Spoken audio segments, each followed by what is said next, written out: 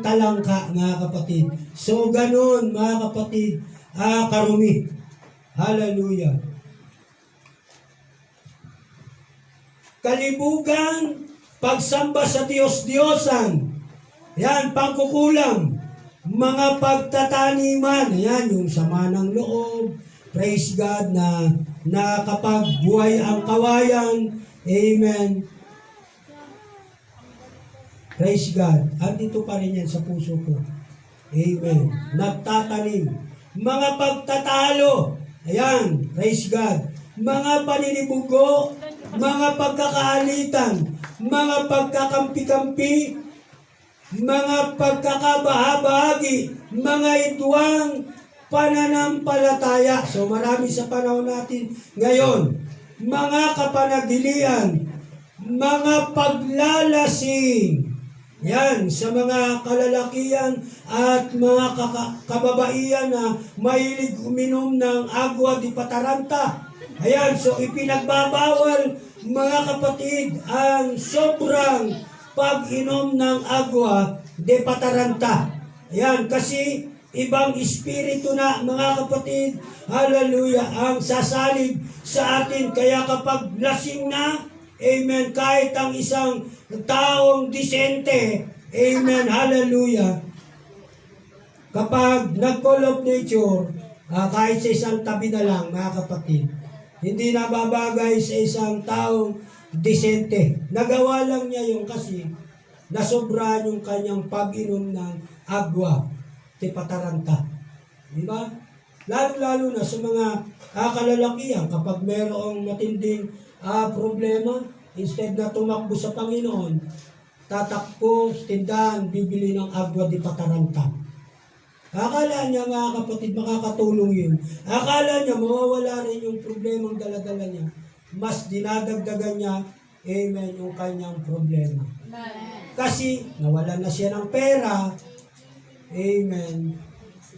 Mahirapan pa ang kanyang katawan kasi susuray-suray siya. Baka marahil ay nasubasog siya sa sobrang pag-inom ng agwa di pataranta. Amen. Sumasakit ang ulo kasi may hangover daw, mga kapatid. Amen. Praise God. At minsan, mga kapatid, amen, nasusuka pa. Diba? Wala mabuting bagay, mga kapatid, ang nakukuha sa agwa di pataranta. Bulag lang, mga kapatid, ang tao, kaya ginagawa nila ito. Diba? Kung mabuting bagay ang agwa di pataranta, sa katawan ng tao, baka lahat tayo na narito, kanya-kanyang bit-bit ng agwa di pataranta. Kasi magandang bagay ang idinudulot sa katawan. But minsan, mga kapatid, nagdadala pa ito ng kaguluhan. Diba? Kaguluhan, mga kapatid, sa pamilya, inaaway yung pamilya, pinagdududahan yung kanyang asawa na ang asawa niya nangangaliwa. Bakit kasi? Dala ng espiritu ng agwa di pataranta. Totoo yan. Kasi kapag ang agwa di pataranta, mga kapatid, amen, ang kumikilos sa buhay ng isang tao, hindi niya ito makontrol. Yan. Kaya ang bagay nito, mga kapatid, ang sabi, mga kapanidilian, mga paglalasing, mga kalayawan, yan, mga young people, iwasan natin ang sobrang gala. Yan. Instead na maggala kayo, amen, mag-evangelism na lang kayo. Kasi ang sabi, amen, ang mga bagay nito at ang mga katulad nito tungkol sa mga bagay nito ay aking ipinagpapaunang ipaalala sa inyo tulad sa aking pagpapaalala ng una sa inyo na ang mga nagsisigawa ng gayong mga bagay ay hindi magsisipagmana ng kaharian ng Diyos. So useless, mga kapatid, amen, sa buhay po natin as a Christian, na kung tayo magpapasailalim pa sa lust of the flesh. Amen. Praise God. Kaya itong si Prophet Isaiah, na bagamat si Prophet Isaiah ay walang tigil, amen, ay bahagi ang salita po ng ating Panginoon. Amen. Ang mga tao, mga kapatid, amen, ay patuloy at patuloy na tumitigas ang kanilang mga puso, ang kanilang mga damdamin, Praise God. At hindi nila napag-uunawa, amen, ang kalooban ng Diyos. Ngunit ang ating Panginoon, mga kapatid, amen, ay hinahayaan ang mga bagay nito upang mapag-unawa nila, mga kapatid, na mahalaga, amen, ang kanilang mga kaluluwa sa harapan ng ating dakilang Diyos at mapagtanto nila, mga kapatid, na sa kanilang sarili, mga kapatid, amen, ay magpasya sila, amen, na magbukas, amen, ang kanilang mga puso, ng kanilang mga damdamin at kaisipan na naayon sa kalooban ng Diyos. Sapagkat kalooban ng Diyos na ang tao, mga kapatid, amen, ay magbalik loob at pagarian ng ating dakilang Diyos. Kaya itong si Prophet Isaiah hindi tumigil kahit ganon ang kalagayan. Ang sabi ng ating Panginoon, patabain mo ang puso ng bayang ito. Amen. Pakainin mo lang ng pakainin ng Word of God. Amen. At iyong pabigatin ang kanilang mga pakinig. Ito yung magsisipaling, mga kapatid, sa mga ng tao maghanap ng ibang, amen, mga katuruan. At ang sabi, at iyong ipikit ang kanilang mga mata, amen, baka sila'y makakakita ng kanilang mga mata at makarinig ng kanilang mga pakinig at mga kaunawa ng kanilang mga puso at magbalik loob at magsigaling. Palakpakan natin ang ating dakilang Diyos. And this is the reason why, mga kapatid, amen, itong si Prophet Isaiah, amen, ay isinugo ng ating pong Panginoon. Kaya tandaan natin, mga kapatid, alam natin na hindi tayo kaya-aya at karapat-dapat sa harapan ng ating Panginoon. Tayong lahat, mga kapatid, ay isang maruming basahan lang sa harapan ng ating Panginoon at hindi tayo karapat-dapat gamitin, amen, ang ating pong dakilang Diyos. Ngunit alam natin, mga kapatid, na mayaman, amen, ang kahabagan ng ating dakilang Diyos. Mayaman ang biyaya ng ating Panginoon na kahit itong si Prophet Isaiah ay hindi karapat-dapat, amen, na gamitin ng ating Panginoon. Dahil si Prophet Isaiah, mga kapatid, ay nagkusa na magpagamit sa Panginoon. Amen. Siya ay ginamit ng ating dakilang Diyos. I tell you, mga kapatid, kung tayo sa ating sarili ay magkukusa na i-delegate natin ang ating sarili na magpagamit sa ating Panginoon, I tell you, gagamitin tayo ng ating dakilang Diyos na buhay. Amen. Praise God. At alam natin, mga kapatid, hallelujah, sa sarili natin ay wala tayong kakayanan, amen, na gamitin ng ating Panginoon. Pero tandaan natin, mga kapatid, mas makapangyarihan ang Diyos na pinaglilingkuran natin kaysa sa ating nararamdaman. Amen. Mas makapangyarihan, mga kapatid, ang Diyos na pinaglilingkuran natin kaysa sa mga bagay, amen, na pagtanggi na ginagawa natin sa kalooban ng Diyos. Alam niyo, mga kapatid, kilala natin si Jonah. Sino nakakakilala kay Jonah, Book of Jonah? Chapter 1, mga kapatid. Amen. Siya ay kinausap ng ating Panginoon. Amen. Dahil sa isang alituntunin. Hallelujah. Na siya ay inuutusan to send, mga kapatid, sa lugar po ng Ninive.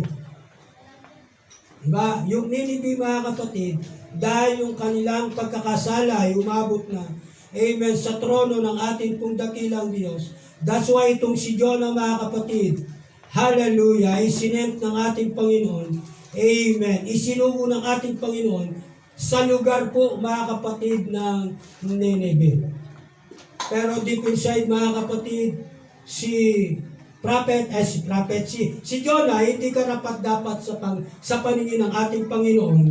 Amen. Hallelujah. Pero pinili siya ng ating dakilang Diyos. Ngunit si Jonah, mga kapatid, instead na sumunod sa kalooban ng ating Panginoon, amen, na pumunta sa Nineveh, amen, siya po ay umupa, mga kapatid, amen, ng sasakyan, hallelujah, Praise God, na kung saan siya ay naroon sa Jope, mga kapatid, umupa siya ng sasakyan, amen, na pandagat, patungo po doon sa Tarsis.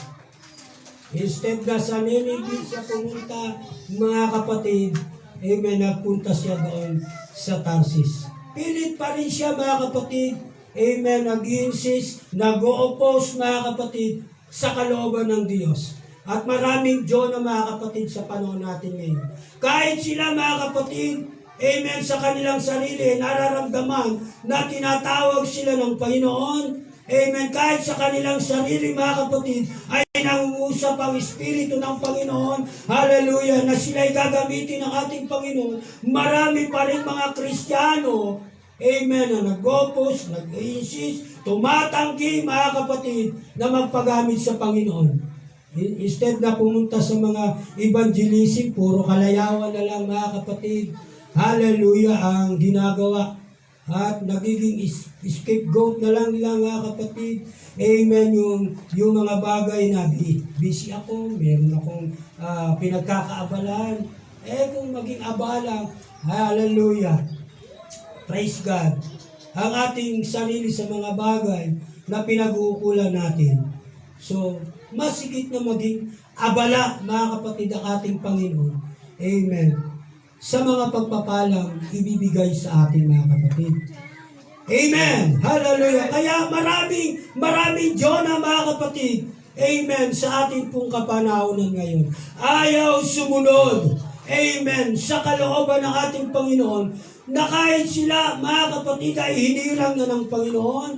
Amen. Mayroong kakayanan na magturo, mangaral ng salita ng Diyos, mag-Bible study, amen, hallelujah, mag-bye-bye para, amen, magbagi ng salita ng Diyos.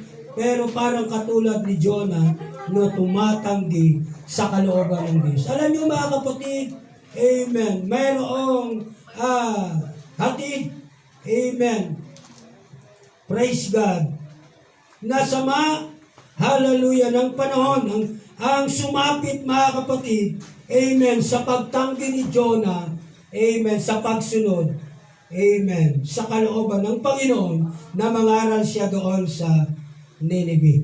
So instead na si Jonah, mga kapatid, ay pumunta doon sa Nineveh, dahil siya tinausap ng ating Panginoon, amen. Mula doon sa Jope, mga kapatid, umupa siya ng sasakyang pangdagat, amen, at siya ay bumiyay patungo ng Tarsis. Pero habang siya, mga kapatid, hallelujah, ay nagbibiyay patungo doon, amen, sa Tarsis, nagbangon ng malakas na bagyo ang ating Panginoon. At ito yung pinakamahirap, mga kapatid, amen, na mangyayari, amen, sa pagtanggi ng isang mananampalataya na naglilingkod sa Diyos. Na kahit sila ay inuutusan ng ating Panginoon.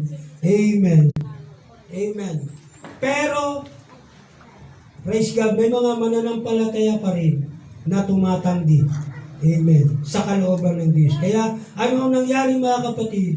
Amen. Hallelujah. Sa kanilang pagtanggi, nagsasaper ang iglesia ng ating Panginoon. Kaya hindi tayo iniiwanan, mga kapatid, ng problema.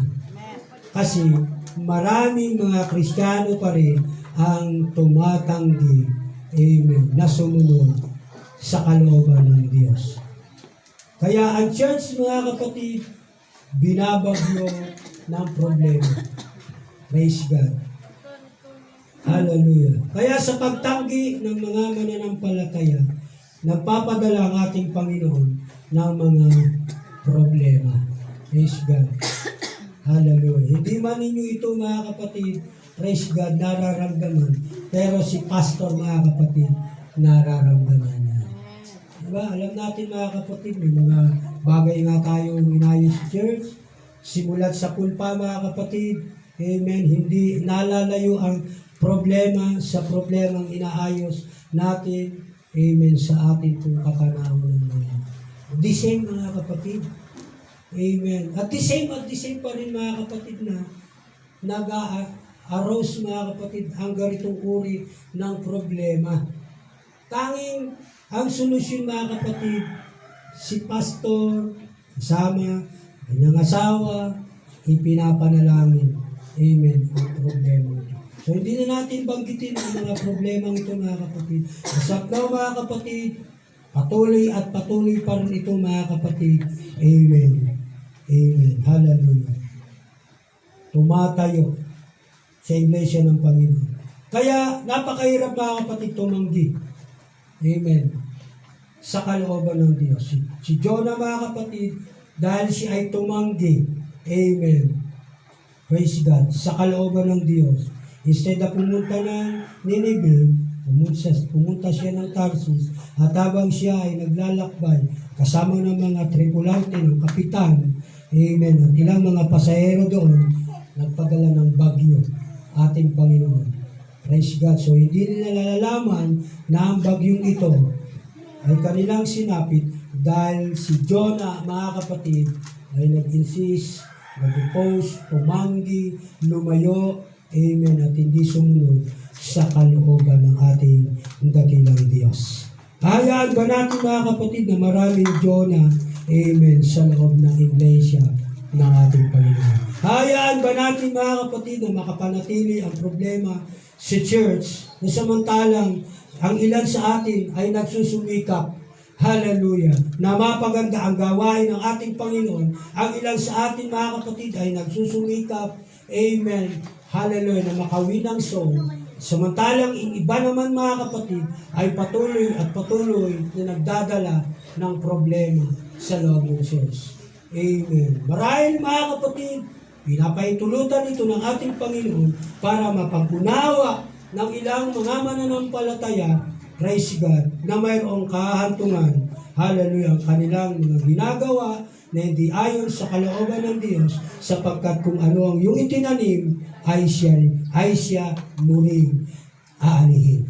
Amen. Kaya, hindi, mga kapatid, huminto yung bagyo, hallelujah, patuloy at patuloy, praise God, hallelujah, ninampas na malakas na unos, amen, at malakas na alon, amen, yung pangkampang dagat, amen, na sinasakyan itong si Jonah, instead na papuntang Nineveh, papuntang Tarsis, kaya yung mga tripulante, amen, yung kapitan, ang kanilang sinasakyan, mga pasero, amen, ay alumpit na sa kanila pong kinalalagyan, ang ilang marahil ay takot na, amen, ang ilan ay nagtapon na, mga kapatid, ng mga pabigat doon sa bangka, sa kanilang sasakyang pagdagat, ngunit itong si Jonah, hallelujah, naroon sa ilalim, mga kapatid, amen, ang bangkang kanyang sinasakyan at natutulog, mga kapatid. Parang walang pakialam, amen, na samantalang si Jonah ang nagdadala, amen, ng malaking problema, praise God, doon sa bangka,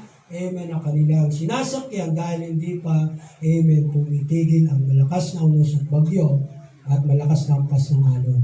Amen. Kaya kung ikaw ay Jonah, wala kang pakialam, praise God, sa iyong sarili. Amen. At para bang okay lang sa iyo yung mga bagay na ginagawa mo, hindi ayon sa kalooban ng Diyos. Tandaan mo, lahat ng bagay, amen, praise God, ay mayroong katapusan. Kaya before it's too late, amen, tandaan natin anumang bagay na mali na yung ginagawa ay pagsusulitan natin sa harapan ng Panginoon. Praise God. So palakpakan natin ang ating Panginoon. Kaya ang ginawa, mga kapatid, hallelujah, ng mga tripulante, amen, inalam nila kung ano yung layong, kung bakit hindi pa natitigil, mga kapatid, ang unos at bagyo at malalakas na ulan, na malalakas na alon na inampas sa kanilang sasakyang pangdagat. Amen. Kaya itong si Jonah ay nagsalita na dahil sa akin, dahil sa kalooban ng Diyos na aking tinanggihan, ako ang dahilan kung bakit ang unos at bagyo, praise God, hallelujah, hindi tumitigil. Hallelujah. Kaya pagsapalaran, at ang sabi, nabunot, mga kapatid, hallelujah, itong si Jonah. At ang sabi, mga kapatid, amen, nagpas siya itong si Jonah na itapon si Jonah sa dagat. Praise God. At dahil nga po, mga kapatid, mayroong layunin, may purpose ang ating Panginoon sa lahat ng bagay na nangyayari. Ang ating Panginoon ay nagpadala ng malaking isda, Praise God. At si Jonah, mga kapatid, amen, hallelujah. 3 days and 3 nights, naroon siya sa tiyan ng malaking isda, amen, at dinala doon sa pangpang ng Nineveh. Hindi na, mga kapatid, nakatanggi itong si Jonah, amen, at sa kanyang pagyaon, mga kapatid, patuloy niyang ipinangaral, amen, ang ebanghelyo ng salita ng Diyos at ang mga nangapakinig sa kanyang pangangaral. Praise God. Hallelujah. Praise God. Dala ng kanilang takot, nag-ayuno sa ating Panginoon at ang kaligtasan, hallelujah, ng kanilang lugar, amen, ay hindi na, amen, tinuloy ng ating Panginoon. Ang parusa, mga kapatid, hallelujah, ng ating Panginoon para sa Nineveh ay hindi na itinuloy sapagkat itong si Jonah, mga kapatid, bagamat siya ay nagkamali, amen, ay kanya itong itinuwid at siya ay nagpagamit sa ating dakilang Diyos. Amen. Kaya mga kapatid, kung gusto natin na pagpalain ang ating pong church, magkaroon tayo, amen, ng doubling by numbers, praise God, individually, ng mga mananampalataya sa church nito. Hallelujah. Tulad nitong si Isaias, mga kapatid, nagkusa siya, amen, na kanyang sarili, praise God, hallelujah, he said, amen, para mangaral ng salita ng Diyos. Hallelujah. Kaya mga kapatid, hallelujah, samantalang tayo ay patuloy na binibigyan ng buhay at lakas ng ating Panginoon. Praise God, magpagamit tayo sa Diyos. Huwag tayo, mga kapatid, tatanggi sa kalooban ng ating Panginoon. Hanggang tayo, mga kapatid, ay mayroong nararamdaman sa ating mga puso na tayo ay gamitin ng ating Panginoon to send, mga kapatid, to evangelize, to preach the word. Hallelujah. Magpagamit po tayo. Amen. Hallelujah. The best, mga kapatid, na example dito ay ang ating Panginoon Jesucristo. Amen. Kahit sa kasukdulan, mga kapatid, amen, ang kanyang buhay, hindi siya tumigil, mga kapatid, na hindi niya iyayag ang salita ng ating Panginoon. Praise God. Hallelujah. Kaya, mga kapatid, tandaan natin, praise God, kahit ang mundo ay patuloy at patuloy sa paggawa ng masama, amen, mahal pa rin sila ng ating dakilang Diyos. Nais ng ating Panginoon na ang tao, mga kapatid, amen, ay muling maibalik, amen, sa kalooban ng Diyos upang ang tao ay magkamit ng kaligtasan ng kanilang mga kaluluwa. The reason why, mga kapatid, praise God, mahalaga, amen, ang kanilang kaluluwa sa harapan ng ating Panginoon. At sino, mga kapatid, ang gagamitin ng ating dakilang Diyos? Yung mga tao ba na hindi nakakakilala sa Panginoon? Yung bang mga tao na hindi nakareceive ng Holy Ghost? O yung mga tao ba na alipin ng tradisyon at reliyon? Amen. Ang gagamitin ng ating Panginoon ay yung kusa, amen, hallelujah, tapat na nakakilala sa ating dakilang Diyos at nakasumpong ng biyaya ng ating dakilang Diyos. Tayo, mga kapatid, ang gagamitin ng ating Panginoon. Praise God. Katulad ng ating Panginoon Jesucristo, amen, sa kanyang earthly ministry, amen, hindi siya, mga kapatid, amen, nag-oppose, hindi siya insist, hindi siya tumanggi, mga kapatid, hallelujah, na kahit alam niya, mga kapatid, ang mangyayari sapagkat siya ay Diyos, amen, sabi niya na bagamat siya ay Diyos, hindi niya, mga kapatid, tinangnan ang maging kapantay ng Diyos, bagkus sinubad niya ito at nagdanyong alipin, oo, hanggang sa kamatayan sa krus.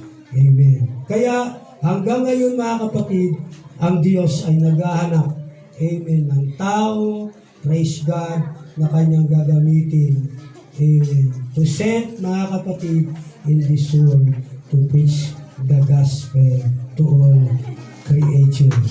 Hallelujah. Tayo, mga kapatid, in these last days, gagamitin ng ating Panginoon. Amen. Praise God.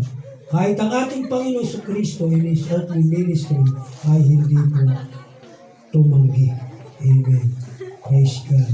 Kaya, bigyan natin mga kapatid ng daan ang ating Panginoon sa ating mga buhay na tayong lahat ay gamitin ng ating Panginoon na maibahagi, amen, ang kanyang salita. Kung meron tayong kakayanan na mag-evangelism, kahit hindi tayo sinesend ng Panginoon, ng ating pastor, nararamdaman natin sa ating sarili, hallelujah, kagalakan na magbahagi ng Diyos, why not na hindi ka lumabas? Kung meron kang kakayanan na mag-Bible study, mag-Bible study ka. Kung meron kang kakayanan na mangaral sa streets, amen, hallelujah, sa mga palengke, amen, huwag lang tayong hihingi ng limos katulad ng iba mga kapatid na nangangaral na nanghihingi ng limos. Hindi tayo kasabi nila, hindi natin sila kasama mga kapatid. Sapagkat tinanggap natin ang libre, amen, ang salita ng Diyos, kaya ibabahagi natin ito ng libre. Praise God. Kaya sino, amen, hallelujah, ang tutugon sa panawagan ng ating Panginoon? Katulad ni Isaiah mga kapatid, ang sabi ng ating ang sabi ni Isaiah sa ating Panginoon, here my servant. Nawa ay maging katulad tayo ni Isaiah. Hallelujah. Maging katulad tayo ng ating Panginoong Jesucristo, nagbigay ng malalim na halimbawa, amen, in His earthly ministry, na hindi siya tumigil mga kapatid na ipangaral ang kanyang mga salita. Sa aklat po ng John chapter 9 verse 4, tayong lahat ay tatayo.